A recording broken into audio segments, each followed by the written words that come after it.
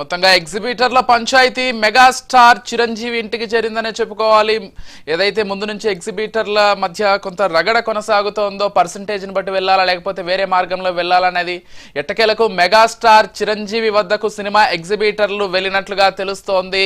సాయంత్రం 4 గంటలకు చిరంజీవితో ఎగ్జిబిటర్లు కీలక భేటీ అవనున్నట్లుగా కూడా మనకు సమాచారం అందుతోంది. పర్సంటేజ్ విధానంతోనే పెద్ద సినిమాలు విడుదల చేయాలని వారంతా కూడా డిమాండ్ చేస్తున్నారు.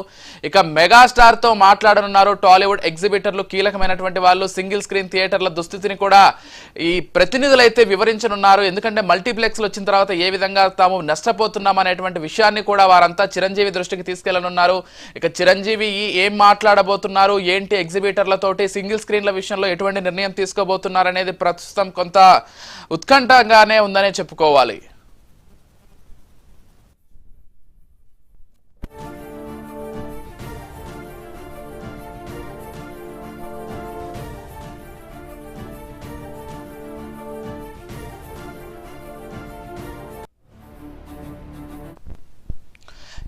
తెలుగు చలనచిత్ర పరిశ్రమలో థియేటర్ల నిర్వహణ, సినిమా విడుదల విధానాలపై గత కొంతకాలంగా నలుగుతున్నటువంటి ఎగ్జిబిటర్ల పంచాయతీ ఇప్పుడు మెగాస్టార్ చిరంజీవి వద్దకు చేరింది. పరిశ్రమలోని ప్రధాన సమస్యను పరిష్కరించుకునే క్రమంలో భాగంగా ఈరోజు సాయంత్రం 4 గంటలకు చిరంజీవితో ఎగ్జిబిటర్ల అసోసియేషన్ ప్రతినిధులు కీలక సమావేశం నిర్వహించనున్నారు. ముఖ్యంగా పెద్ద సినిమాలను థియేటర్లలో పర్సంటేజ్ పద్ధతిలో విడుదల చేసేలా ఒక స్పష్టమైన నిర్ణయం తీసుకోవాలని వారైతే మెగాస్టార్ ను కోరనున్నారు.